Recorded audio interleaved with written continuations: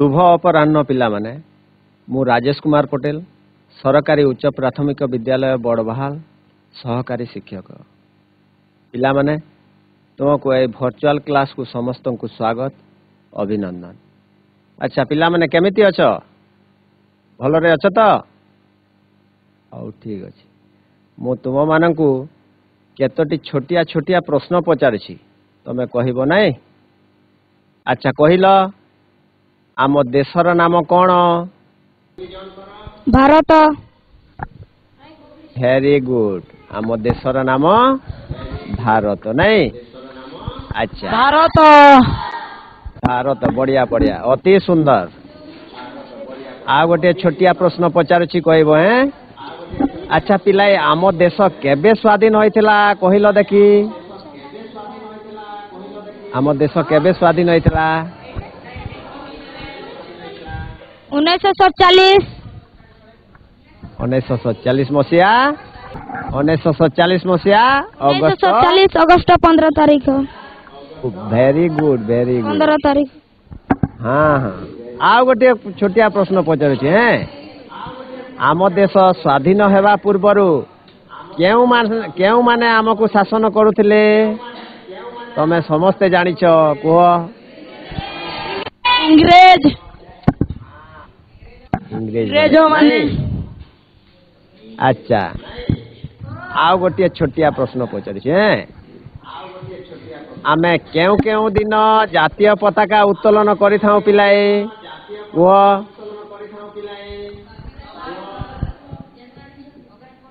कुह तो कहिलो अगस्त 15 और जनवरी 26। बढ़िया उत्तर देछ। अगस्त 15 और जनवरी 26। अगस्त 15 आ जनवरी 26 नहीं। अच्छा ताहेले देखो आम परिवार रे बापा माँ जेजे बापा हैं जेजे माँ भाई भौणी समस्ते रही था नहीं। आम परिवार केमिति शांति श्रृंखला रे चलिबो विभिन्न नीति नियम सब वयोज्येष्ठ माने तैयारी करि थांती। ठीक सही परी आम भारत जेते बेले स्वाधीन हैला आमर महामनीषी माने भारत को केपरी शांति श्रृंखला रे सुरुखुरु रे चलाइबे सेति पई विभिन्न नीति नियम सब तैयारी कले। से नीति नियम सब जो तैयारी कले ताहाको आमे संविधान कहि थाउ। ताहेले आजी आमे तमर राजनीति विज्ञान बहिर सप्तम श्रेणी तृतीय पाठ संविधान एवं तार मौलिक वैशिष्ट्य विषय रे पढ़िबा। सेति पई आमे स्मार्ट बोर्ड पाखकु जिबा नहीं। एई सब पॉइंट गुडो ऊपर आलोचना करिबा नहीं। संविधान रो मौलिक वैशिष्ट्य लिखित संविधान नमनीय एवं अनमनीय संविधान रो मिश्रण संसदीय शासन व्यवस्था केंद्राभिमुखी संघीय व्यवस्था धर्मनिरपेक्ष राष्ट्र मौलिक अधिकार राष्ट्रर निर्देशमूलक नीति न्यायालय स्वाधीनता सार्वजनीन साबालक भोट प्रथा आउ मौलिक कर्तव्य यही सब विषय रे गोटी गोटी करी आज आमे आलोचना करिबा। प्रथमे ताहले देखिबा आमे जे हमर संविधान रो वैशिष्ट्य। अच्छा आमे जानिछे जे 1946 मसिया कैबिनेट मिशन रो प्रस्ताव पूर्वक संविधान प्रणयन सभा बसिथिला आ 1946 मसिया डिसेम्बर मास 9 तारिख रु 1949 मसिया नवेम्बर 26 तारिख पर्यंत आमर संविधान सभा बसिथिला। एई जो मध्य पीरियडटा प्राय 2 वर्ष 11 मास 18 दिन समय लागिथिला आम संविधान तैयारी करिबा पई। ताहेले संविधान तैयारी हैला एवं किछि दिन परे आमर 1950 मसिया जनवरी 26 रु संविधान कार्यकारी होई आसुअछि नहीं। पाइबार अधिकार अच्छी राजनैतिक क्षेत्र में न्याय पाइबार अधिकार अच्छी निजे स्वाधीन भाव में चिंता करिवार अधिकार अच्छी अभिव्यक्ति निजर मनर भावना को प्रकाश करिवार भी अधिकार वर्ण निर्विशेष आमे समस्ते भारतीय सेति पई आमर ସମସ୍ତେ ସମାନ ବୋଲି ଆମେ ନିଜକୁ ବିବେଚିତ କରିଥାଉ। ଏହି ପ୍ରସ୍ତାବନାର ସ୍ଥାୟୀ ସଭାପତି ଭାବରେ ଆମର ଯେଉଁ ଡକ୍ଟର ରାଜେନ୍ଦ୍ର ପ୍ରସାଦ ଥିଲେ, ବର୍ତ୍ତମାନ ଆମେ ଭାରତର ଆମର ପ୍ରଥମ ରାଷ୍ଟ୍ରପତି। ତାପରେ ଆମର ସେଇ କମିଟିର ସମ୍ବିଧାନ ପ୍ରଣୟନ କମିଟିର ଅଧ୍ୟକ୍ଷ ଭାବରେ ଡକ୍ଟର ଭୀମରାଓ ଆମ୍ବେଦକରଙ୍କୁ ନିର୍ବାଚିତ କରାହୋଇଥିଲା। ତେଣୁ ସମ୍ବିଧାନ ପ୍ରଣୟନ ଆମର ପ୍ରାୟ 2 ବର୍ଷ 11 ମାସ 18 ଦିନ ସମୟ ଲାଗିଥିଲା ନାଇଁ। ତେଣୁ ଆମେ ସେଇ ଭୀମରାଓ ରାମଜିତ ଆମ୍ବେଦକରଙ୍କୁ ଆମର ସମ୍ବିଧାନର ପିତା ବୋଲି କହିଲେ ଅତ୍ୟୁକ୍ତି ହେବ ନାହିଁ।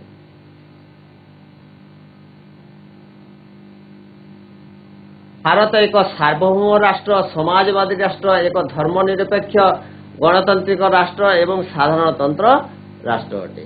ଆଚ୍ଛା, ଭାରତ ସାର୍ବଭୌମ ରାଷ୍ଟ୍ର ହୋଇଥିବାରୁ ଆଭ୍ୟନ୍ତରୀଣ ଏବଂ ବାହ୍ୟ ନିୟନ୍ତ୍ରଣ ସମ୍ପୂର୍ଣ୍ଣ ମୁକ୍ତ ଅଟେ। ସମାଜବାଦୀ ରାଷ୍ଟ୍ର ହୋଇଥିବାରୁ ଦାରିଦ୍ର୍ୟ ଦୂରୀକରଣ ଏହାର ମୁଖ୍ୟ ଲକ୍ଷ୍ୟ। କେହି ଭୋକିଲାରେ ନ ରହିବେ, କେହି ଅନାହାରରେ ନ ରହିବେ, ସମସ୍ତେ ଖାଦ୍ୟ ପାଇପାରିବେ, ବସ୍ତ୍ର ପାଇପାରିବେ, ଆଉ ବାସଗୃହ ପାଇପାରିବେ। ସେଥିପାଇଁ ଆମର ସମ୍ବିଧାନରେ ଧାରାରେ ଲେଖା ହୋଇଅଛି। ତେଣୁ ସମାଜବାଦୀ ରାଷ୍ଟ୍ରରେ ମୂଳ ଲକ୍ଷ୍ୟ ରହିଲା ଯେ ଦରିଦ୍ର ଦୂରୀକରଣ। ଏକ ଧର୍ମନିରପେକ୍ଷ ରାଷ୍ଟ୍ର, ରାଷ୍ଟ୍ର ଦୃଷ୍ଟିରୁ ସବୁ ଧର୍ମ ସମାନ। ସବୁ ହିନ୍ଦୁ, ଶିଖ, ଇସାଇ, ଜୈନ କୌଣସି ଧର୍ମକୁ ବେଶୀ ଗୁରୁତ୍ୱ ଦିଆଯାଇ ନାହିଁ। ସବୁ ଧର୍ମକୁ ସମାନ ବୋଲି ବିବେଚନା କରାଯାଇଛି। ଗଣତାନ୍ତ୍ରିକ ରାଷ୍ଟ୍ରରେ ଠିକ୍ ସେହିପରି ଯେଉଁମାନେ ଲୋକପ୍ରତିନିଧି, ଅର୍ଥାତ୍ ଆମେ ବୁଝିବାକୁ ହେବ ଯେ ଗଣ ଅର୍ଥ ଲୋକ, ତନ୍ତ୍ର ଅର୍ଥ ଶାସନ। ତେଣୁ ଗଣତନ୍ତ୍ର, ଆମେ ଆମ ଦେଶର ନେତାଙ୍କୁ ଆମେ ହିଁ ଭୋଟ ଦେଇ ବାଛିଥାଉ। ଆମର ଲୋକ ପ୍ରତିନିଧି ଆମେ ଯାହାକୁ ପସନ୍ଦ କରୁ ସେହି ଲୋକ ପ୍ରତିନିଧିଙ୍କୁ ଆମେ ବାଛିଥାଉ। ସେଥିପାଇଁ ଆମେ ଆମ ଦେଶ ଭାରତ ଏକ ଗଣତାନ୍ତ୍ରିକ ରାଷ୍ଟ୍ର ବୋଲି କୁହାଯାଏ। ସାଧାରଣତନ୍ତ୍ର ରାଷ୍ଟ୍ର। ସାଧାରଣତନ୍ତ୍ର ରାଷ୍ଟ୍ର କହିଲେ ଯେ ଆଗେ ଦେଖ, ମୁଁ ତୁମମାନଙ୍କୁ ଗୋଟିଏ ଉଦାହରଣ ଦେଉଛି ଯେ ମୋଗଲ ସାମ୍ରାଜ୍ୟର, ଆମର ମୋଗଲ ସାମ୍ରାଜ୍ୟର ପ୍ରଥମ ରାଜା ଥିଲେ ବାବର, ତାଙ୍କ ପୁଅ ରାଜା ହେଲେ ତାପରେ ହୁମାୟୁନ ପରେ ରାଜା ହେଲେ ପ୍ରଥମ ରାଜା ଥିଲେ ବାବର, ତା ପୁଅ ହୁମାୟୁନ ପରେ ଆସିଗଲେ ଜାହାଙ୍ଗୀର, ଆକବର, ଶାହଜାହାନ, ଔରଙ୍ଗଜେବ। ଏମିତି ବଂଶାନୁକ୍ରମିକ ରାଜା ପୁଅ ରାଜା ହେବ। କିନ୍ତୁ ଆମର ସାଧାରଣତନ୍ତ୍ରରେ ବଂଶାନୁକ୍ରମିକ ହୋଇପାରିନଥାଏ। ଆମେ ନିଜ ନେତାଙ୍କୁ ଆମେ ନିର୍ବାଚିତ କରିଥାଉ। ଆମେ ମନପସନ୍ଦର ନେତା ଆମେ ବାଛିଥାଉ। ସେଥିପାଇଁ ଭାରତ ଗୋଟିଏ ସାଧାରଣତନ୍ତ୍ର ରାଷ୍ଟ୍ର ଉପରେ ବିବେଚନା ହୋଇଥାଏ। ମୁଁ ଆଗରୁ କହିଛି ତୁମମାନଙ୍କୁ ଯେ ସମ୍ବିଧାନ ପ୍ରଣୟନ ସଭା 2 ବର୍ଷ 11 ମାସ 18 ଦିନ ସମୟ ଲାଗିଥିଲା। ବିଶେଷ ଭାବରେ ବ୍ରିଟିଶ ସରକାରଙ୍କର ଯେଉଁ ସମ୍ବିଧାନର ନୀତି ନିୟମ ଅଛି ଏବଂ ବିଭିନ୍ନ ଦେଶର, ଅଷ୍ଟ୍ରେଲିଆର ହେଲା, ଆମେରିକାର ହେଲା, ସେହି ସମ୍ବିଧାନକୁ ସେମାନେ ଦେଖି କିପରି ଭାବରେ ନୀତି ନିୟମ ଗୁଡ଼ିକ ଅଛି ଅନୁକରଣ କରି ବିଶ୍ଳେଷଣ କରି ଆମର ଭାରତକୁ ଗୋଟିଏ ବିରାଟ ବୃହତ ସମ୍ବିଧାନରେ ପ୍ରଣୟନ କରିଥିଲେ। ଏହି ସମ୍ବିଧାନରେ ପ୍ରାୟ 395ଟି ଧାରା ରହିଅଛି, 8ଟି ଅନୁସୂଚୀ ଏବଂ 22ଟି ଭାଗ ଅଛି। ଯୁକ୍ତରାଷ୍ଟ୍ର ଆମେରିକାରେ ମାତ୍ର 60ଟି ଧାରା ଅଛି। କିନ୍ତୁ ସେ ସମୟରେ 395ଟି ଧାରା ଥିଲା, କିନ୍ତୁ ଏବେ ଧାରା ରହିଛି 448ଟି ଧାରା ରହିଛି। 8ଟି ଅନୁସୂଚୀ, 8ଟି ବଦଳରେ ଆମର 12ଟି ଅନୁସୂଚୀ ରହିଛି, ଆଉ 22ଟି ଭାଗ ବଦଳରେ ଏବେ 25ଟି ଭାଗ ଅଛି। ପିଲାମାନେ ତମେ ଜାଣିପାରୁଥିବ ଯେ ସେ ଧାରା ଗୁଡ଼ିକ ବଢ଼ିଯାଇଛି। ତେଣୁ ଦେଖ, ଯୁକ୍ତରାଷ୍ଟ୍ର ଆମେରିକା ଆଉ ଆମ ଭାରତକୁ ତୁଳନା କଲେ ମାତ୍ର ଯୁକ୍ତରାଷ୍ଟ୍ରରେ 60ଟି ଧାରା, କିନ୍ତୁ ଆମ ପାଖରେ 395ଟି ଧାରା ସେ ସମୟରେ ଥିଲା, ଏବେ 448ଟି ଧାରା ଅଛି। ତାପରେ ଆମର ଏଥିରୁ ଜଣାପଡ଼େ ଯେ ଆମର କେତେ ବୃହତ ସମ୍ବିଧାନ। ଆଗରୁ ବର୍ଣ୍ଣନା କରାଯାଇଛି ଯେ ସମ୍ବିଧାନ ସଂଶୋଧନ ଅନୁଯାୟୀ ସମ୍ବିଧାନକୁ ନମନୀୟ ଏବଂ ଶ୍ରେଣୀଭୁକ୍ତ କରାଯାଇପାରେ। ଆମର ସମ୍ବିଧାନରେ ଯେଉଁ ଅଛି ନମନୀୟ ଏବଂ ଅନମନୀୟ ସମ୍ବିଧାନର ମିଶ୍ରଣ ବୋଲି ଆମେ କହିଥାଉ। କାହିଁକି କହିଥାଉ କେତୋଟି ଧାରା ଅଛି ଯେ ସେଇ ଧାରାକୁ ଆମେ ସହଜରେ ବଦଳେଇ ଦେଇପାରିବା ଆଉ କେତେ ଧାରା ଅଛି ତାହା ବହୁତ ଜଟିଳ ପ୍ରକାରର ଯେଉଁ ଧାରା ଗୁଡ଼ିକ ବଦଳେଇ ପାରିବା ଆମେ ସେଇ ସଦନରେ କମ୍ ସଂଖ୍ୟା ଗରିଷ୍ଠରେ ମଧ୍ୟ ଆମେ ତାହା ବଦଳେଇଥାଉ କିନ୍ତୁ କେତେ ଧାରା ଅଛି ସେଗୁଡ଼ିକ ଅତି ଜଟିଳ ଭାବରେ ତେଣୁ ଆମକୁ ଏଇ ଭାରତର ସମ୍ବିଧାନ ମୋଟାମୋଟି କହିବାକୁ ଗଲେ ମିଶ୍ରିତ ନମନୀୟ ଏବଂ ଅନମନୀୟ ସମ୍ବିଧାନ ଭାରତୀୟ ସମ୍ବିଧାନର କେତୋଟି ଧାରା ସଂଶୋଧନ ପ୍ରଣାଳୀ ଜଟିଳ ହୋଇଥିବାରୁ ଅନ୍ୟ କେତେଗୁଡ଼ିକ ଧାରା କେବଳ ସଂସଦର ଉଭୟ ଗୃହରେ ସାଧାରଣ ସଂଖ୍ୟା ଗରିଷ୍ଠତାରେ ସମର୍ଥନ ଦ୍ୱାରା ସଂଶୋଧିତ କରାଯାଇଥାଏ ଏହି କାରଣ ସକାଶେ ସମ୍ବିଧାନର ନମନୀୟ ଏବଂ ଅନମନୀୟ ବୋଲି ଆମେ କହିଥାଉ ଆଚ୍ଛା ସଂସଦୀୟ ଶାସନ ବ୍ୟବସ୍ଥା ସମ୍ବିଧାନର ପ୍ରଣେତା ବ୍ରିଟିଶ ସମ୍ବିଧାନକୁ ଅନୁକରଣ କରିଥିଲେ ମୁଁ ଆଗରୁ କହିଛି ତୁମମାନଙ୍କୁ ଯେ ଆମର ସମ୍ବିଧାନ ପ୍ରାୟ ବ୍ରିଟିଶ ସମ୍ବିଧାନ ସହିତ ମିଶି ଯାଉଛି ଏବଂ ଆହୁରି ମଧ୍ୟ ଇଟାଲୀ ଜର୍ମାନୀ ଅଷ୍ଟ୍ରେଲିଆ ଆମେରିକା ଏମାନଙ୍କର ବି ସମ୍ବିଧାନକୁ ଅନୁକରଣ କରାଯାଇଛି କିନ୍ତୁ ବେଶୀ ପରିମାଣରେ ବ୍ରିଟିଶ ସମ୍ବିଧାନକୁ ଆମେ ଯଦିଓ ଅବିକଳ ନୁହେଁ ବେଶୀ ପରିମାଣରେ ମିଶୁଛି ବ୍ରିଟିଶ ସମ୍ବିଧାନ ସହିତ ତେଣୁ ଏହି ସଂସଦୀୟ ତିଆରି କରିବା ପାଇଁ ଆମେ ଚେଷ୍ଟା କରିଥିଲେ ଏବଂ ଏହିଗୁଡ଼ିକ ଗୋଟିଏ ସଂସଦ ଶାସନ ବ୍ୟବସ୍ଥାରେ ଦୁଇ ଜଣ ମୁଖ୍ୟ ଥାନ୍ତି ଆମର ଭାରତରେ ଆମର ସଂସଦରେ ମୁଖ୍ୟତଃ ଦୁଇ ଜଣ ଥାନ୍ତି ଗୋଟିଏ ନାମକୁ ମାତ୍ର ମୁଖ୍ୟ ସେ ହେଲେ ଆମର ରାଷ୍ଟ୍ରପତି ଆମର ରାଷ୍ଟ୍ରପତି ପ୍ରକୃତରେ ମୁଖ୍ୟ କୌଣସି ବିଲ୍ ଯଦି ପାସ୍ ହୁଏ ତାଙ୍କର ଦସ୍ତଖତ ନହେଲେ ସେହି ବିଲ୍ଟି ପ୍ରକୃତରେ ପାସ୍ ହୋଇପାରିବ ନାହିଁ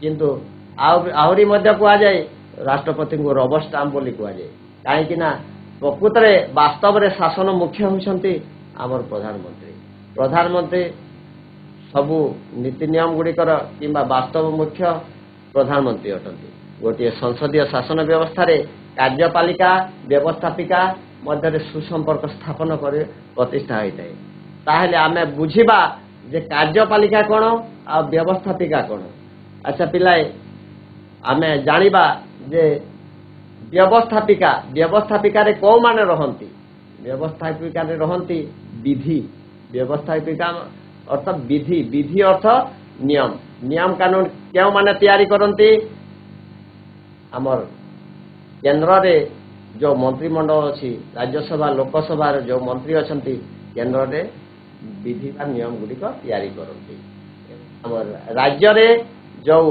ମନ୍ତ୍ରିମଣ୍ଡଳ ଅଛି ବିଧାନ ପରିଷଦ ବା ବିଧାନସଭା ଅଛି ସେଇ ଯେଉଁ ମନ୍ତ୍ରୀ ଅଛନ୍ତି ସେମାନେ ସେଇ ବ୍ୟବସ୍ଥାପିକାର ଅନ୍ତର୍ଭୁକ୍ତ କିନ୍ତୁ ଆମେ କାର୍ଯ୍ୟପାଳିକାରେ କିଏ ଅଛନ୍ତି କାର୍ଯ୍ୟପାଳିକାରେ ସର୍ବୋଚ୍ଚ ଆମର କେନ୍ଦ୍ରରେ ଅଛନ୍ତି ରାଷ୍ଟ୍ରପତି ଉପରାଷ୍ଟ୍ରପତି ପ୍ରଧାନମନ୍ତ୍ରୀ ଆଉ ରାଜ୍ୟରେ କାର୍ଯ୍ୟପାଳିକାରେ ଅଛନ୍ତି ଆମର ମୁଖ୍ୟମନ୍ତ୍ରୀ ରାଜ୍ୟପାଳ ଅଛନ୍ତି ତେଣୁ ଯେଉଁ କାର୍ଯ୍ୟପାଳିକା ଓ ବ୍ୟବସ୍ଥାପିକା ମଧ୍ୟରେ ସୁସମ୍ପର୍କ ପ୍ରତିଷ୍ଠା ହୋଇଥାଏ ଏ ସଂସଦୀୟ ଶାସନ ବ୍ୟବସ୍ଥାରେ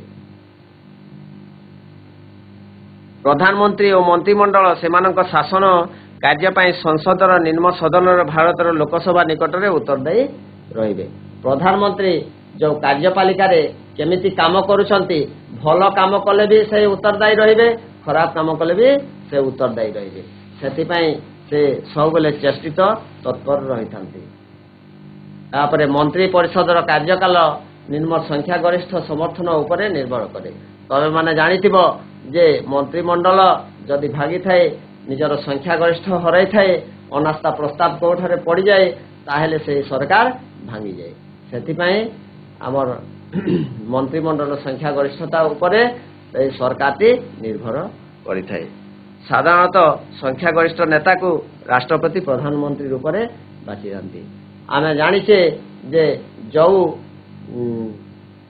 ପାର୍ଟିର ସଂଖ୍ୟା ଗରିଷ୍ଠ ବେଶୀ ହେବ ସେ ପାର୍ଟିକୁ ଆମର ରାଷ୍ଟ୍ରପତି ତାଙ୍କର ମୁଖିଆକୁ ପ୍ରଧାନମନ୍ତ୍ରୀ ରୂପରେ ବାଛିଥାନ୍ତି ନାଇଁ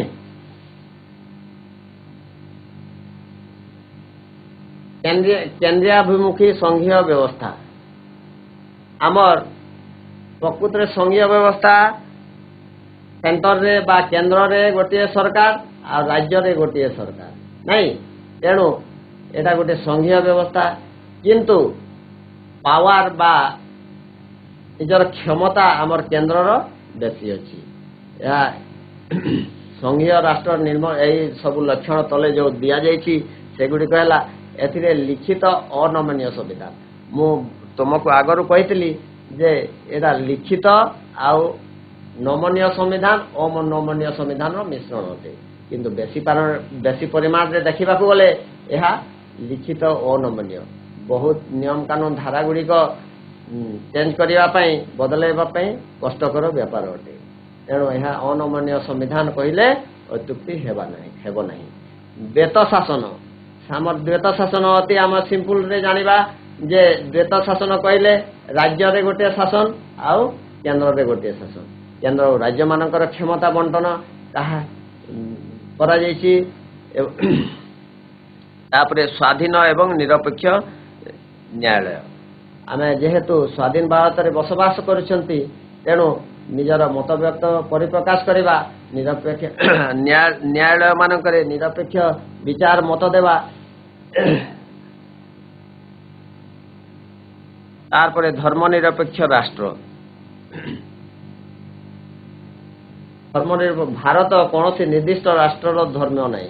ଆମ ଭାରତରେ ଆମେ ଜାଣିଛେ ଯେ ବହୁତ ପ୍ରକାରର ଧର୍ମର ଲୋକ ବାସ କରନ୍ତି ଯେପରିକି ହିନ୍ଦୁ ମୁସଲମାନ ଜୈନ ଶିଖ ଇସାଇ ବୁଦ୍ଧ ଜୈନ ବିଭିନ୍ନ ଧର୍ମର ଲୋକ ବାସ କରନ୍ତି ଆଉ ସବୁ ଧର୍ମକୁ ସମାନ ପ୍ରବିଧାନ ଦିଆଯାଇଥାଏ। ଆମ ଦେଶର ବିଭିନ୍ନ ଧର୍ମର ଲୋକ ବାସ କରି ଯେକୌଣସି ଧର୍ମକୁ ଯିଏ ଗ୍ରହଣ କଲେ ମଧ୍ୟ କିଛି ଆପତ୍ତି ନାହିଁ। ଯେକୌଣସି ଧର୍ମକୁ ପ୍ରଚାର କଲେ ମଧ୍ୟ ଅସୁବିଧା ନାହିଁ। ତେଣୁ ପ୍ରଚାର ଓ ପ୍ରସାର ଦିଗରେ କେହି ସମ୍ବିଧାନର ଖିଲାପ ଯାଇପାରିବେ ନାହିଁ। ତେଣୁ ଭାରତ ସମ୍ବିଧାନ ମୌଳିକ ଅଧିକାର 25 ଧାରାରୁ 28 ଧାରା ମଧ୍ୟରେ ଧର୍ମଗତ ଅଧିକାର ଦିଆଯାଇଛି। ପିଲାମାନେ ତମେ ବଡ଼ ହେଲେ ପଢ଼ିବ ବଡ଼ କ୍ଲାସରେ ଯେ ସେ ଧାରାଗୁଡ଼ିକ ପୁଙ୍ଖାନୁପୁଙ୍ଖ ଭାବରେ 25 ଧାରାରେ କ'ଣ ଅଛି 26 ଧାରାରେ କ'ଣ ଅଛି 27 28 ସେପରି 25 ଧାରାରୁ 28 ଧାରା ମଧ୍ୟରେ ଆମର ଧର୍ମଗତ ଅଧିକାର ଗୁଡ଼ିକ ଦିଆଯାଇଛି। 1976 ମସିହା ସମ୍ବିଧାନର 42ତମ ସଂଶୋଧନ ଆଇନରେ ଅନୁସାରେ ସମ୍ବିଧାନର ପ୍ରସ୍ତାବନାରେ ମଧ୍ୟ ଭାରତର ଏକ ଧର୍ମନିରପେକ୍ଷ ରାଷ୍ଟ୍ର ବୋଲି ଉଲ୍ଲେଖ କରାଯାଇଛି। ରାଷ୍ଟ୍ର କୌଣସି ଧର୍ମର ବିରୋଧାଚରଣ କରେ ନାହିଁ। କୌଣସି ଧର୍ମକୁ ଉଚ୍ଚା ନିଚା ଦେଖେ ନାହିଁ। ସବୁ ଧର୍ମ ସମାନ ବୋଲି ଆମେ ବିବେଚନା କରିଥାଉ। ମୌଳିକ ଅଧିକାର। ପିଲାମାନେ ମୌଳିକ ଅଧିକାର ଆମେ ବୁଝିବାକୁ ହେବ ଯେ ମୌଳିକ ଅଧିକାର କହିଲେ ଆମର ମୂଳ ଅଧିକାରଟା। ମୂଳ ଅଧିକାର କ'ଣ? ଭାରତୀୟ ସମ୍ବିଧାନର ତୃତୀୟ ପରିଚ୍ଛେଦରେ 12 ଠାରୁ 35 ଧାରା ମଧ୍ୟରେ 60ଟି ମୌଳିକ ଅଧିକାର ପ୍ରଦାନ କରାଯାଇଥିଲା। ପ୍ରଥମେ ଆମକୁ 60ଟି ମୌଳିକ ଅଧିକାର ପ୍ରଦାନ କରାଯାଇଥିଲା। ମାତ୍ର 1978 ମସିହାରେ 44ତମ ସମ୍ବିଧାନ ସଂଶୋଧନ ବ୍ୟବସ୍ଥାରେ ଅନୁସାରେ 7 ଗୋଟି ଅଧିକାରରୁ ସମ୍ପତ୍ତିଗତ ଅଧିକାରକୁ ମୌଳିକ ଅଧିକାରରୁ ବଞ୍ଚିତ କରି ଦିଆଯାଇଛି। ଆମର ସେତେବେଳେ ପ୍ରଥମେ ଯେତେବେଳେ ସମ୍ବିଧାନ ତିଆରି ହେଲା ସେତେବେଳେ ଆମକୁ 7 ଗୋଟି ମୌଳିକ ଅଧିକାର ଦିଆଯାଇଥିଲା କିନ୍ତୁ ସମ୍ପତ୍ତି ଅଧିକାରକୁ ତାଠାରୁ ବାଦ ଦିଆଯାଇଛି। ଯାହାଫଳରେ ଭାରତୀୟ ନାଗରିକମାନେ ବର୍ତ୍ତମାନ ଆମର 6ଟି ମୌଳିକ ଅଧିକାର ଆମେ ଉପଭୋଗ କରୁଛୁ। ତାହେଲେ ସେ 6ଟି ଅଧିକାର ଗୁଡ଼ିକ କ'ଣ କ'ଣ ପିଲାଏ? ସମାନତା ଅଧିକାର। ସମାନତା ଅଧିକାର କହିଲେ ଆମେ ଜାତି ଧର୍ମ ବର୍ଣ୍ଣ ନିର୍ବିଶେଷରେ ମହିଳା ସ୍ତ୍ରୀ ଛୁଆ ପିଲା ସମସ୍ତେ ସମାନ। କେହି ଉଚ୍ଚା ନିଚା ଧନୀ ଗରିବ ଭେଦଭାବ ନାହିଁ ଆମ ପାଖରେ। ସ୍ୱାଧୀନତା ଅଧିକାର। ଆମେ ଯେହେତୁ ଆମେ ସ୍ୱାଧୀନ ଭାରତର ନାଗରିକ ଆମେ ସ୍ୱାଧୀନ ହିସାବରେ ବସବାସ କରିବା ରହିପାରିବା କଥାବାର୍ତ୍ତା ହୋଇପାରିବା ସମସ୍ତେ ନିଜର ଅଭିବ୍ୟକ୍ତ ପରିପ୍ରକାଶ କରିପାରିବା। ଏହା ହେଲା ଆମର ସ୍ୱାଧୀନତା ଅଧିକାର। ଶୋଷଣ ବିରୁଦ୍ଧରେ ଅଧିକାର। ଶୋଷଣ ଶୋଷିତ ହେବା ଲାଞ୍ଛିତ ହେବା ଲୁଣ୍ଠିତ ହେବା ଶୋଷଣ ଧନୀ ଗରିବକୁ ଶୋଷଣ କରିପାରିବ ନାହିଁ। ସମସ୍ତେ ସମସ୍ତଙ୍କର ନିଜର ବସବାସ କରିପାରିବେ ଆଚରଣ କରିପାରିବେ ବୁଲିପାରିବେ କେହି କାହା ପ୍ରତି ଶୋଷଣ କରିପାରିବେ ନାହିଁ। ଧର୍ମଗତ ଓ ସ୍ୱାଧୀନତା ଅଧିକାର। ଧର୍ମଗତ କହିଲେ ଯିଏ ଯେକୌଣସି ଧର୍ମ ଗ୍ରହଣ କରିପାରେ ତାର କିଛି ଆପତ୍ତି ନାହିଁ। ଯଦି ଜଣେ ହିନ୍ଦୁ ଅଛି से जदि चाहिब सिख धर्म ग्रहण करि पारबो सिख धर्म प्रचार करि पारिबो सेथिरे काहारी जाय आसे नै सेति पय धर्मगत धर्म पय हमर स्वाधीन भावरे हमर अधिकार मौलिक अधिकार रे मध्य स्थान पाइछि सांस्कृतिक एवं शिक्षागत अधिकार सांस्कृतिक शिक्षागत अधिकार मुख्यतः कहबाकू गले हमर संख्यालघु संप्रदाय पय जुक्तित तर संस्कार परंपरा संस्कृति को बजाय रखिया पय निजर शिक्षा बजाय रखिया पय से तांको अधिकार दिया जाइछि तापरे हमर 6 नंबर रहले हला संविधान प्रतिकार अधिकार एई जो ऊपरे जो 5 टी अधिकार अछि एई अधिकार गुडी को जदी क्षुण्ण हैला हेले ताहेले आमे संविधान रो जो धारा अछि तारे सेथिरे आमे कोर्ट रो आश्रय नै परिबा जदि गोटे भी अधिकार रो आमे वंचित हैला आमे न्यायालय रो कोर्ट रो अधिकार नै परिबा ए 6 नंबर अधिकार बळ दे अच्छा पिलाए एटा देखो हमर एटा हमर होछि सर्वोच्च न्यायालय हमर भारत रो सर्वोच्च न्यायालय सुप्रीम कोर्ट ता फोटो देखि पारुछ तो राष्ट्र निर्देशमूलक नीति भारत संविधान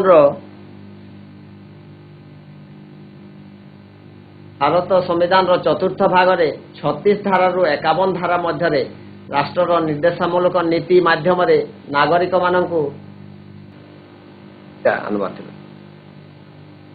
राष्ट्रीय निर्देशमूलक नीति भारत संविधान रो हमर चतुर्थ भाग 36 धारा रु 51 धारा मध्य रे राष्ट्र निर्देशमूलक नीति माध्यम रे नागरिक मानकु सामाजिक और आर्थिक प्रदान करा जाय अछि तेणु याकू हमर 3 भाग रे विभक्त करा जायछि या मुख्यतः हमर समाजवादी नीति उदारवाद नीति एवं गांधीवादी नीति उपरे पर्यवेक्षण आमको बुझिबा को हेबो जे समाजवादी नीति कोन संपत्ति किछि निर्दिष्ट व्यक्ति मानक हाथ रे ठुल न रही संपत्तिर सुषम बंटन करा जिवो आमे जानिछे जे आगो काल रे विभिन्न जमीदार विभिन्न बड़ बड़ लोकिया मानक पाखरे संपत्ति सब ठुल होई जतला तेणु संविधान रे हमर नीति अछि नियम अछि धारा अछि जे कोनोसी निर्दिष्ट व्यक्ति पाखरे संपत्ति गुडी को ठुल न होई जेपरि समस्त लोके पाई परिबे सुषम बंटन होई परिबो ता उपरे दृष्टि दिया जाइछि महिला पुरुष समान काम पई समान मजूरी प्रदान करा जिवो परि निया जाऊ जे गोटे स्त्री लोकटे गोटे पुरुष लोकटे काम करूछन्ते समान संख्यक काम करिसन्ते समान दिन काम करिसन्ते समान घंटा काम करिसन्ते सेति पे तांकु कोनोसी पातर अंतर करा जाय पारिबो नै से माने पुरुष लोक जते की टंका पाइबो स्त्री लोकटी भी सेति की टंका पाइबो समान काम को समान दरमा बा समान मजूरी पाइबा धारारे अछि तापरे वृद्ध रोगी अक्षम लोक मानक पय सहाय्य करिवार व्यवस्था मध्य रहिछि बा रहिबो आमे जानुचे जे वृद्ध लोक सीनियर सिटीजनशिप वर्तमान वृद्ध लोक मानक पय सरकार केते तत्पर रोगी मानक पय केते तत्पर आ अक्षम लोक बा दिव्यांग लोक मानक पय केते तत्पर अछन्ते तमे माने निश्चित भाव रे जानिथिबो जदि बस रे जाउछ हेले बस रे दिव्यांग पिला मानक पय दिव्यांग लोक मानक पय स्पेशल सीट है से मानक पय तापरे हेले एरोप्लेन रे मध्य समिति ट्रेन रे मध्य समिति विभिन्न जगह रे मध्य तांको पय स्पेशल सुविधा रही अछि दिव्यांग मानक पय राष्ट्र समस्तंकर बंची रहिबार मान उन्नत करिया पय जनसाधारणंकर स्वास्थ्यर उन्नति पय दृष्टि देबो आमर संविधान धारा रे अछि जे लोक मानकर स्वास्थ्य प्रति मध्य दृष्टि देवार सरकारंकर दायित्व रहिछि एटा गला आमर समाजवादी नीति रे या परे आमे देखिबा उदारवादी नीति न्यायपालिका को कार्यपालिका ठारू पृथक करिबा आज आगे आमे जानिछु जे मु तुम मानक कहितली कार्यपालिका एवं व्यवस्थापिका कार्यपालिका और व्यवस्थापिका भितरे तो मानक बुझाइतली एबे आमे जानिबा न्यायपालिका एवं कार्यपालिका को पृथक करिबा न्यायपालिका कहले आमे कोन बुझिबा जे न्याय दिए हमकु न्याय दिए कहले जिला क्षेत्र रे हमकु जिला कोर्ट अछि राज्य क्षेत्र में आमर हाईकोर्ट अच्छी आउ केन्द्र में आमर सुप्रीमकोर्ट सर्वोच्च न्यायालय अच्छी ताहेले आमर न्यायपालिका जानले कार्यपालिका रे आमर रहीगले जे कार्य को किए परिचालन करुछि केन्द्र रे आमर प्रधानमंत्री राष्ट्रपति उपराष्ट्रपति राज्य रे आमर मुख्यमंत्री राज्यपाल तेणु आमर न्यायपालिका ठारू कार्यपालिका को संपूर्ण पृथक करिवार प्रविधान रही कारण जदि न्यायपालिका एवं कार्यपालिका मेंट हो गला ताहेले जनसाधारण प्रकृत रे सठिक न्याय पाइबारु वंचित हो जिवे ताई आमर उदार नीति रे धारा रे लेखा होइछि जे सब बेले न्यायपालिका एवं कार्यपालिका को पृथक करा जिवो राष्ट्र समस्त जनसाधारण पाई एक प्रकार देवानी आईन प्रचलन करिबा समस्त नीति नियम समस्तक पाई धनी गरीब वृद्ध आबाल वृद्ध वनितांक पाई समस्तक पाई धनी पाई जो नीति गोटे गरीब पाई से नीति महिला मानक पाई से नीति गोटे ऑल आर इक्वल टू आईजब आईन आखिरे समस्ते समान समस्तंकर नीति समान अटे तेणु आउ आम गुरुत्वपूर्ण पीठ गुड़िकर सुरक्षा प्रदान विभिन्न पीठ मंदिर मस्जिद जो जगह मानकर अच्छी तार सुरक्षा प्रदान परिवार दायित्व सरकार कि संविधान धारा रे रही अछि पड़ोशी राष्ट्र मानकर सहित उत्तम संपर्क स्थापन करिबा अच्छा आमर पड़ोशी राष्ट्र हेले पाकिस्तान अफगानिस्तान बांग्लादेश चीन जा नहीं तेणु जदि आमे पड़ोशी निज गाँ गली मध्य पड़ोशी घर सहित उत्तम संपर्क स्थापन करिबा नितांत दरकार सेहीपरि आमर देश पड़ोशी देश मानकर सहित उत्तम संपर्क स्थापन करिपारले बहुत भल से धारा रे मध्य लेखा अछि जे सब बोले आमे तत्पर हेबा पड़ोशी देश मानक सहित सुसंपर्क स्थापन करिबा या परे आमर अंतर्जातिक शांति प्रतिष्ठा स्थापन करिबा अंतर्जातिक क्षेत्र में बड़ बड़ देश सहित सुसंपर्क स्थापन करिबा आमर अमेरिका रूसिया जापान चीन हांगकांग ब्राजिल अंटार्कटिका विभिन्न बड़ बड़ देश सहित संपर्क स्थापन करिबा यह मध्य आमर धारा रे लेखा होई अछि यापर आमर गांधीवादी नीति गांधीवाद रो केतेक प्रभाव राष्ट्रीय निर्देशन नीति रे प्रतीयमान हुए ग्राम पंचायत रो स्थापन आमे जानिछे जे शासन व्यवस्था लोक मानक पाखरे किपरि भाबरे सहजरे पहुंची पारिबो यह सरकारंकर मुख्य लक्ष्य किमा जो संविधान प्रणयन करिसंती चिंता करिसंती सही संविधान प्रणयन माने तेणु जत्ते छोट छोट भाग करेबा आमर देश देश को आमे राज्य रे भाग कले राज्य को आमे कोन कले जिल्ला रे भाग कले जिल्ला को सब डिवीजन रे भाग कले सब डिवीजन को आमे केतोटी ब्लॉक द्वारा भाग कले ब्लॉक गुडी को पुणी पंचायत रे भाग कले ए छोट छोट पंचायत द्वारा भाग करिबा द्वारा आमे लोक मानक पाखरे सहजरे तांकर दुख दुर्दशा सब बुझी पारि थाउ एवं सेति पई से गांधीवादी नीति रे ग्राम पंचायत रो स्थापन रो मध्य प्रविधान रही आ धारा रे लेखा अछि शिल्पर विकास कुटीर शिल्पर विकास हेले आमर विभिन्न प्रकार जाति जनजाति लोक मानकर विभिन्न प्रकार पेट पाटणार सुविधा हो पारिबो सेति पई तार मध्य धारा रे लेखा अछि अनुसूचित जाति जनजाति मानकर पाई विशेष यत्न आमर जो आमे एसटी एससी कहूँ अनुसूचित जनजाति मानकर पाई विशेष प्रकार सरकार सुविधा करिसंती यापर आमर गो हत्या निषेध आमे जानिछे आमे समस्ते मानुछे गाई मानकु माता बोली मानुछे सेति पई तांकु निषेध करिबा गाई गाई देहरे आमे जानुछे 33 कोटी देवादेवी थांती तेणु आमर धारा रे संविधान रे मध्य प्रणीत अछि लेखा अछि जे गो हत्या निषेध बोली न्यायालय स्वाधीनता नागरिक माने मौलिक अधिकार उपभोग करती एवं सही मौलिक अधिकार गुड़िकर सुरक्षा देवार विचार व्यवस्था उपरे निर्भर करे सर्वोपरि भारत परि एक संघीय राष्ट्र रे संविधान सबुठारो बेसी गुरुत्व दिया जाइछे भारतर सर्वोच्च न्यायालय संविधान रो रक्षक आमे दर जणे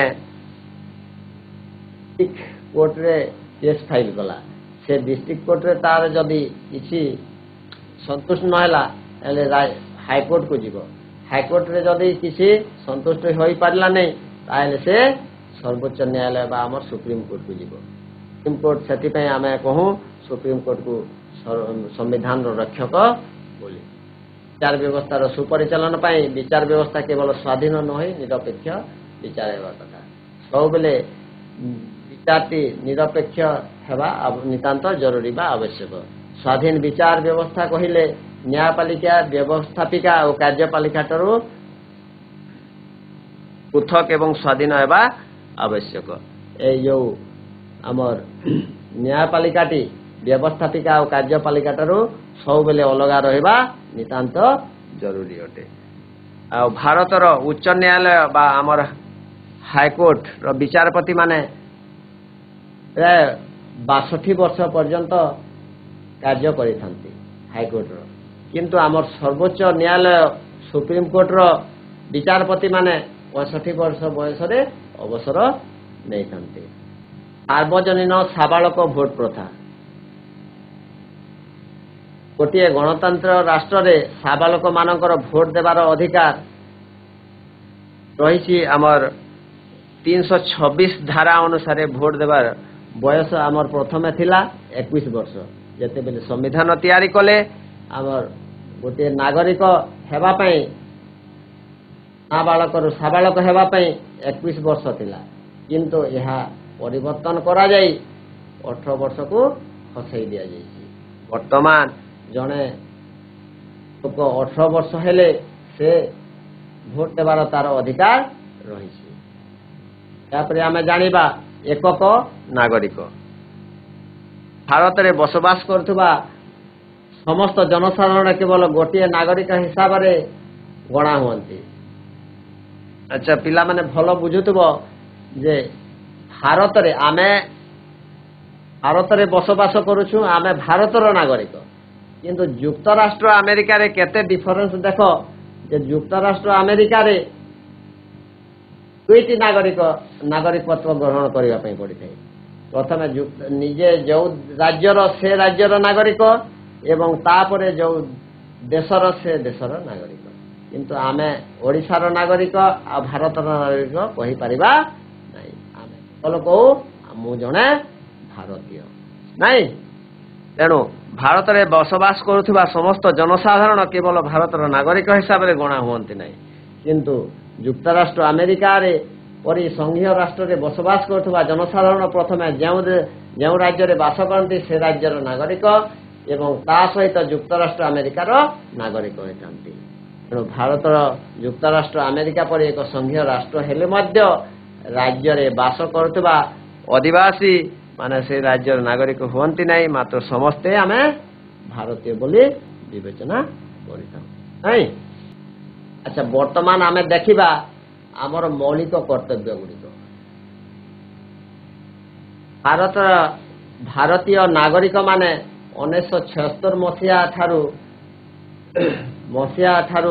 10 गोटी मौलिक कर्तव्य उपभोग करी आसुचंती आमे 1976 मसीहा ठारू 10 टी मौलिक कर्तव्य उपभोग करथिले मात्र वर्तमान भारतीय नागरिक माने 11 टी मौलिक कर्तव्य रही अछि गोटे कर्तव्य प्लस हो गला 51 क धारा रे संविधान रो जातीय पताका एवं जातीय संहति को सम्मान देवा भारतर सार्वभौमत्व एकता और अखंडता को बजाय रखिबा भारतर संस्कृति रो सुरक्षा करिबा प्राकृतिक परिवेश रो सुरक्षा मानविकता और वैज्ञानिक मनोवृत्ति जातीय संपत्ति रो सुरक्षा आदि मौलिक कर्तव्य स्थान पाई अछि परिशेष 2002 मसीह जो कर्तव्य स्थान पाइला वर्तमान अत्यंत गुरुत्वपूर्ण जो 10 टी आमे मौलिक कर्तव्य पाई 11 नंबर मौलिक कर्तव्य जो मिसिला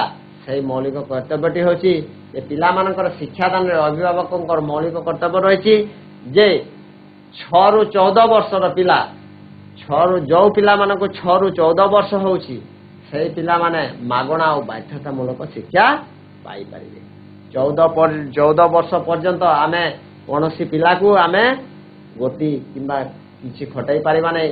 ତାର ଅଧିକାର ଅଛି ଯେ ନିଶ୍ଚିତ ଭାବରେ ସେ ପାଠ ପଢିବ। ଆଉ ସରକାର ତାର ଦାୟିତ୍ୱ ନେଇଛନ୍ତି ଯେ 14 ବର୍ଷ ପର୍ଯ୍ୟନ୍ତ ସବୁ ଫ୍ରି ମାଗଣାରେ ଦେବେ। ସେଥିପାଇଁ ଆମର ଏଇ 11 ନମ୍ବର ପଏଣ୍ଟ ମୌଳିକ କର୍ତ୍ତବ୍ୟର ରହିଛି ଯେ 6 ରୁ 14 ବର୍ଷ ପର୍ଯ୍ୟନ୍ତ ସମସ୍ତ ଶିଶୁ ମାଗଣା ଓ ବାଧ୍ୟତାମୂଳକ ଶିକ୍ଷା ପାଇପାରିବେ। ହଉ ପିଲାମାନେ, ତାହେଲେ ବର୍ତ୍ତମାନ ଆମେ ତ ଜାଣିଲେ ପଢିଲେ। ମୁଁ ତୁମମାନଙ୍କୁ ଏଇ ପ୍ରଶ୍ନ ଗୁଡ଼ିକ ଆମେ ଆଲୋଚନା କରିବା, ପଚାରିବି, ଯିଏ ଜାଣିବ କହିବ ନାହିଁ। ଠିକ ଅଛି, ତାହେଲେ ଆମେ ପ୍ରଥମେ ଯିବା। ଭାରତ ସମ୍ବିଧାନ କେବେଠାରୁ କାର୍ଯ୍ୟକାରୀ ହୋଇ ଆସୁଅଛି? ଭାରତ ସମ୍ବିଧାନ କେବେଠାରୁ କାର୍ଯ୍ୟକାରୀ ହୋଇ ଆସୁଅଛି? କିଏ ଜାଣିଛ? ଭାରତ ସମ୍ବିଧାନ କେବେଠାରୁ କାର୍ଯ୍ୟକାରୀ ହୋଇ ଆସୁଅଛି? ହଁ, ହମିରପୁର ହାଇସ୍କୁଲ କହିଲ ଦେଖି। ହମିରପୁର ହାଇସ୍କୁଲ 1947 1947 1947 କୁହ। 1947 1950 1947 ଦେଖ ଦୁଇଟା ଉତ୍ତର କହୁଛ। 1950 1950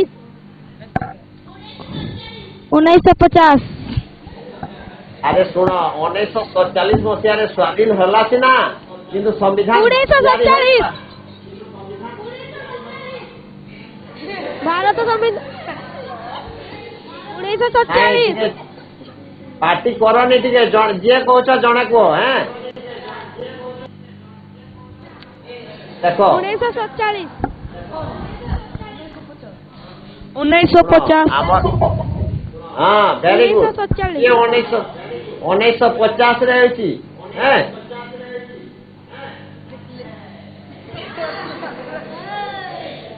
ଆମର ଭାରତ ସ୍ୱାଧୀନ ହୋଇଗଲା ସିନା, କିନ୍ତୁ ସମ୍ବିଧାନ ସାଙ୍ଗେ ସାଙ୍ଗେ ତିଆରି ହେଲା କି? 2 ବର୍ଷ 11 ମାସ 18 ଦିନ ସମୟ ପୁରା ଲାଗିଲା।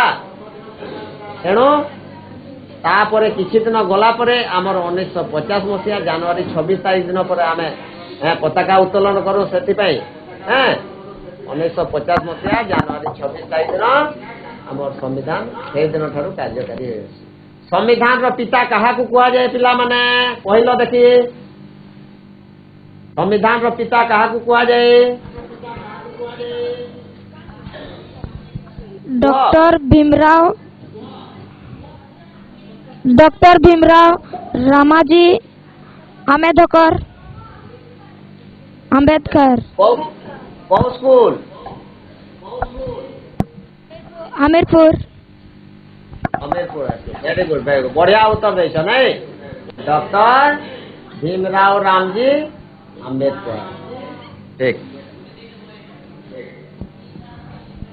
आम देशर राष्ट्र मुख्य किए अटंती? कुह, आम देशर राष्ट्र मुख्य किए अटंती? कुह पिलाए। राष्ट्रपति द्रौपदी मुर्मू। अच्छा, बीएसए स्कूल कहलो देखी। राष्ट्रपति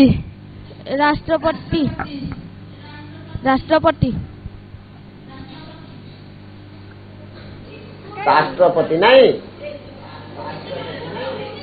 राष्ट्रपति द्रौपदी मुर्मू। हाँ, द्रौपदी मुर्मू जे श्रीमती द्रौपदी मुर्मू। बुझिली बुझिली। आमर राष्ट्रपति किए अछंती जदि प्रश्न करा जाए ताहेले तमे कहबो द्रौपदी मुर्मू बा सम्मानिया द्रौपदी मुर्मू नहीं, किंतु तांकर जो उपाधि अछि सेटा राष्ट्रपति होला, सम्मानिया राष्ट्रपति।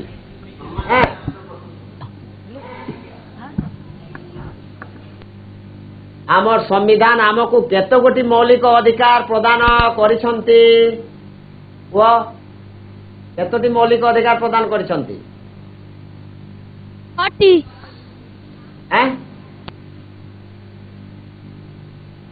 ଛଅଟି ଛଅଟି very good. ଛଅଟି ଏବେ 6ଟି ଅଛି ପ୍ରଥମେ କେତୋଟି ଥିଲା 7ଟି ଥିଲା ପ୍ରଥମେ ସମ୍ପତ୍ତିଗତ ଅଧିକାରକୁ 7ଟି ବାଦ ଦିଆଯାଇଛି ହଁ ନାଇଁ 7ଟି ଥିଲା ଏବେ 6ଟି ଅଛି ହେଲା ତ କହିଲ ନା କିଏ ଗୋଟେ 6ଟି ଅଛି ହେଲା ରାଷ୍ଟ୍ରର ନିର୍ଦ୍ଦେଶ ମୂଳକ ନୀତି କେତେ ଭାଗରେ ବିଭକ୍ତ କରାଯାଇଛି ପଢିଛ ଏବେ ମୁଁ ପଢେଇଛି ମନେ ପକାଅ